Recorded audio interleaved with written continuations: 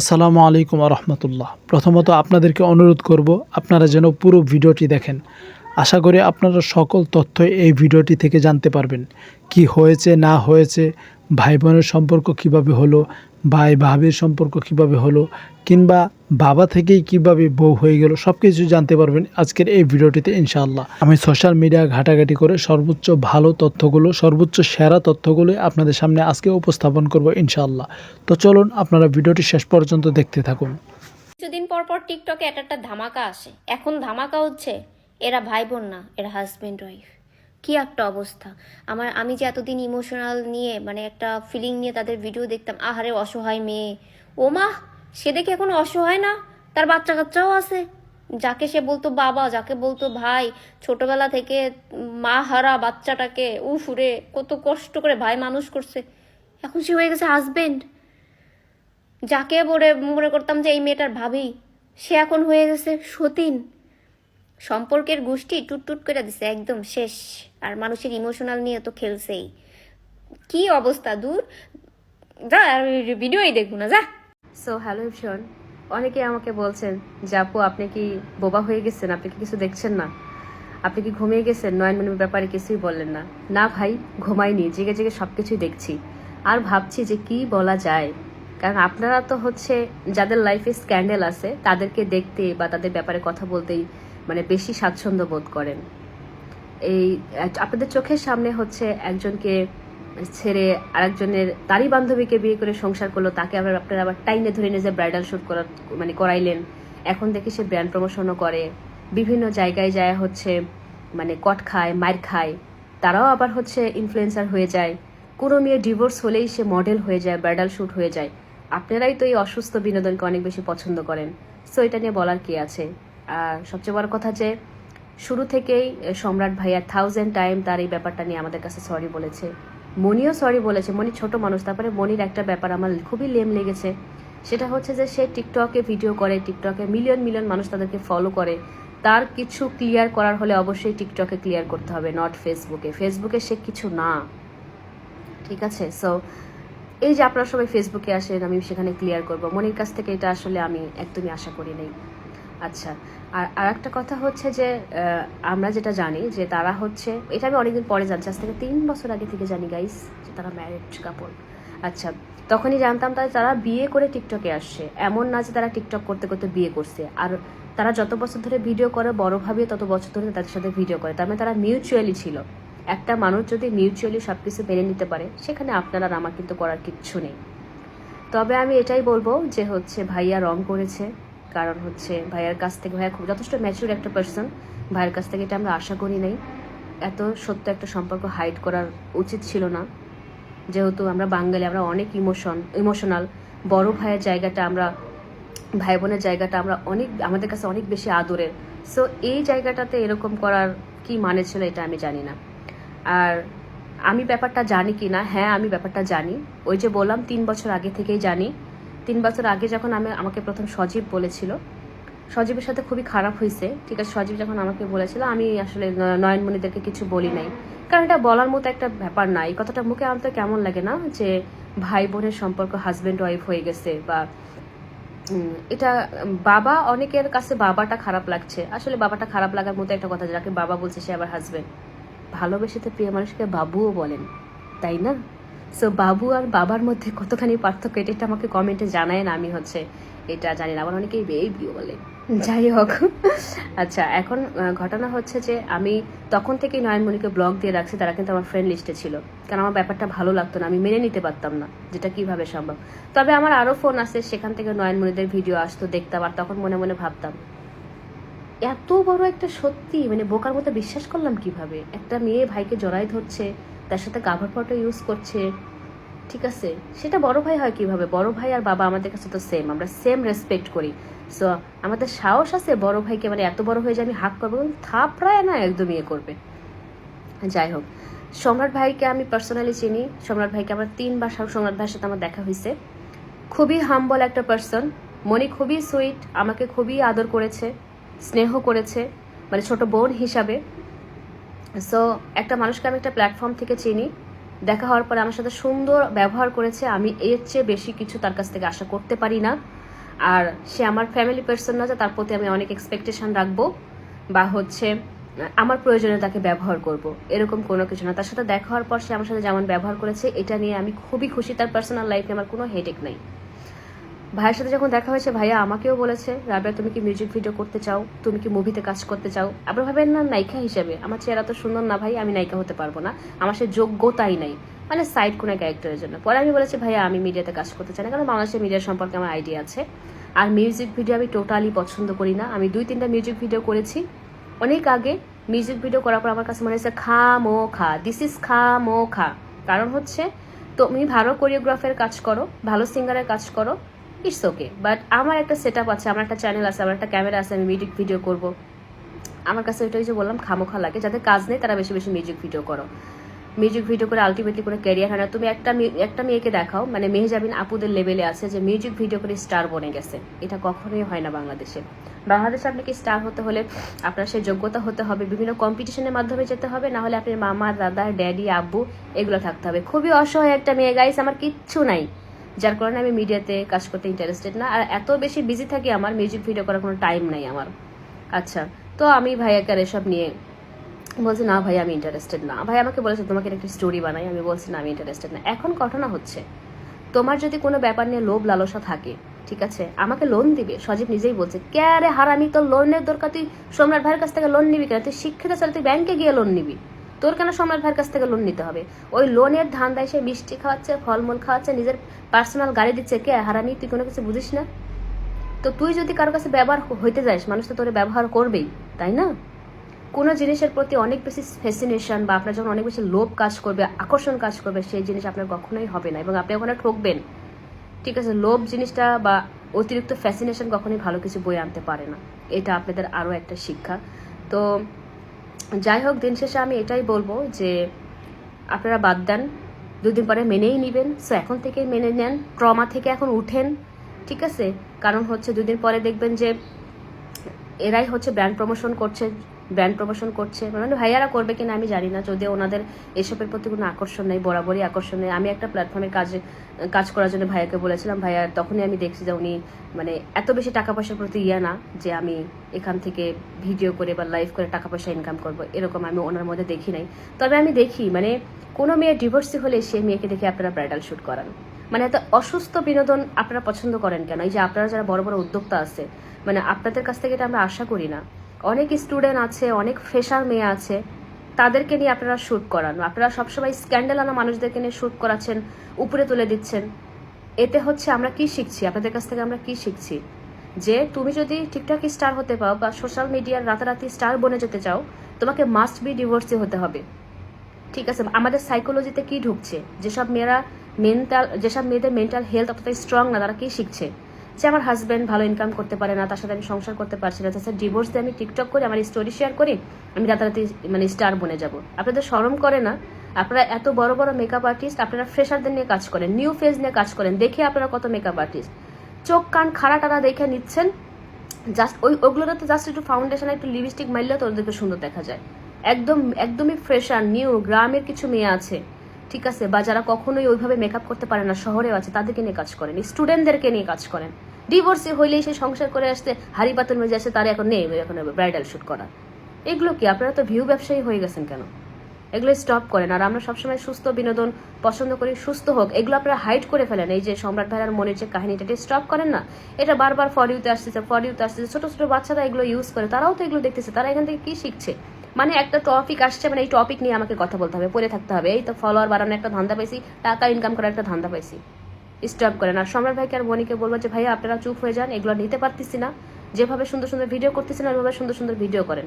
আর Facebook টিকটকে কেউ ধোয়া তুলসী পাতা না ভাই রে ভাই, যার দিকেই তাকাই দেখি যে 2-3টা বিয়ে হয়েছিল, ঠিক আছে, এখন এসে টিকটক করতেছে, সে এখন আপনাদের কেরাস, এগুলো কি?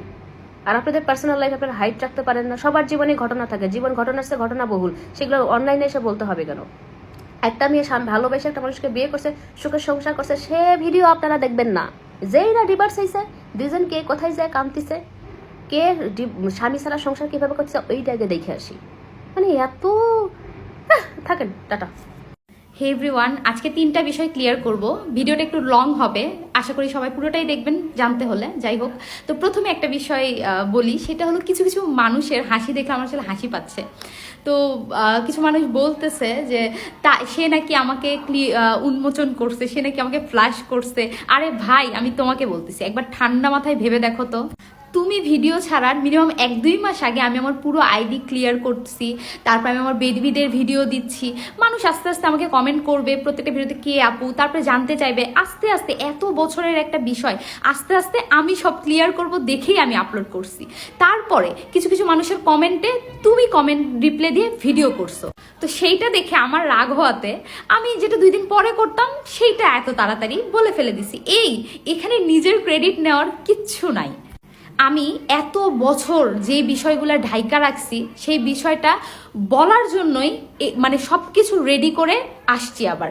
তো তোমাকে তো এখানে নিজে বলছো, নিজে উন্মোচন করছো, এগুলো বলে নিজের ক্রেডিট নেওয়ার কিচ্ছু নাই ভাই, আমিই বলতে আসছি সব কিছু।